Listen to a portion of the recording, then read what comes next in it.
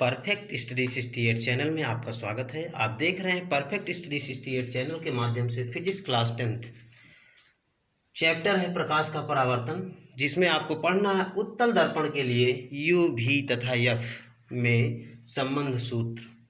और इसके लिए हमने एक उत्तल दर्पण बनाया है। उत्तल दर्पण के सामने एक वस्तु ओ डैश है और इस वस्तु से दो प्रकाश की किरणें दर्पण पर आपतित हो रही हैं। एक किरण जो कि मुख्य अक्ष के समांतर आपतित होती है या इस दिशा में चली जाती है, पीछे बढ़ाए जाने पर या एफ से होकर जाती हुई प्रतीत होती है, और दूसरी किरण जो कि वक्रता केंद्र की ओर आती हुई प्रतीत होती है और परावर्तन के पश्चात इसी मार्ग से वापस लौट जाती है। ये दोनों परावर्तित किरणें दर्पण के पीछे एक बिंदु आई डैश पर काटती हैं। आई डैश से मुख्य अक्ष पर लंब आई डैश इस वस्तु ओ डैश का पूरा प्रतिबिंब है। यह प्रतिबिंब आभासी सीधा वस्तु से छोटा है और यहाँ से बिंदु ए से इस मुख्य अक्ष पर एक लंब एन डाला गया है।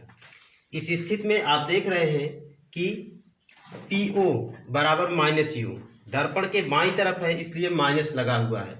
PI दर्पण के दाहिनी तरफ जिसकी लंबाई भी है। PF दर्पण के दाहिनी तरफ स्मॉल f, PC दर्पण के दाहिनी तरफ स्मॉल r है। और इसमें एक त्रिभुज आपका है ओ डैश सी, ये बड़ा वाला त्रिभुज ओ डैश सी, और दूसरा त्रिभुज है आई डैश सी। ये दोनों समरूप हैं या समान कोणिक हैं, यानी इसका यह कोण 90 अंश और यह कोण 90 अंश है। यह कोण दोनों में उभयनिष्ठ है, इसलिए दोनों त्रिभुज समान कोणिक है। तो समान कोणिक त्रिभुज का यह नियम होता है कि इनकी संगत भुजाओं का अनुपात बराबर होता है। इसलिए ओ डैश लंब आई डैश का अनुपात बराबर है OC बटे IC। ये आपका इक्वेशन फर्स्ट हुआ। इसके बाद त्रिभुज ANF ये डॉट लाइन से बना हुआ पूरा त्रिभुज, और दूसरा आई डैश एफ ये छोटा त्रिभुज प्रतिबिंब वाला। ये दोनों त्रिभुज भी समान कोणिक हैं, क्योंकि यहाँ से इस पर लंब डाला गया है AM और यहाँ 90 अंश है ही, वस्तु लंबवत है मुख्य अक्ष पर, और यह कोण दोनों में उभयनिष्ठ है, इसलिए दोनों त्रिभुज समान कोणिक है। तो यहाँ भी वही नियम लगेगा, संगत भुजाओं का अनुपात बराबर होगा। तो AN लंब आई डैश लंब बराबर होगा NF बटे IF के। अब यहाँ से O डैश A समांतर है OC के, इसलिए O डैश AN के बराबर होगा, और AN के स्थान पे O डैश लिख दिया गया। तो आपका आया O डैश बटे I dash equal NF upon IF। इसके पश्चात चित्र आपको दिखाने के लिए इतना बड़ा बनाया गया है। चित्र इतना बड़ा होता नहीं, हमने आपको बताया था कि जब दर्पण का द्वारक बहुत छोटा होगा तो उस स्थिति में यह बिंदु A ध्रुव के बहुत समीप होगा, तब यह लंब AN बिंदु N पर ना होकर के बिंदु P पर ही होगा, अर्थात बिंदु N को P ही मानेंगे। इस स्थिति में NF बराबर PF होगा।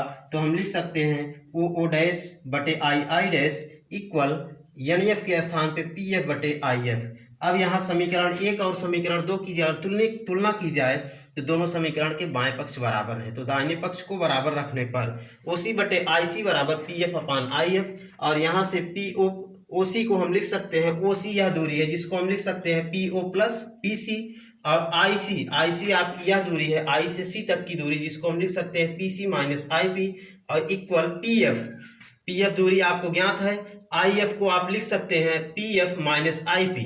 अब सभी के मान यहाँ से रख दिए गए और आप पढ़े हैं, मान रखने के पश्चात इतना आया। आप इसको हम पहले से बता चुके हैं कि R इक्वल 2F होता है। तो R बराबर 2F, R के स्थान पे 2F रख दिया गया।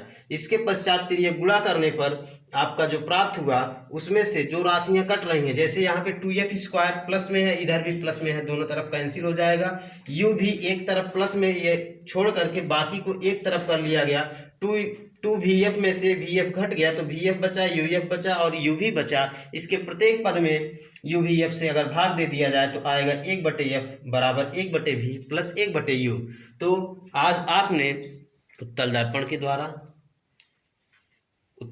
के द्वारा जो आपका सूत्र है वो प्राप्त किया, और इसके पश्चात आप इस पर क्वेश्चंस को हल करेंगे।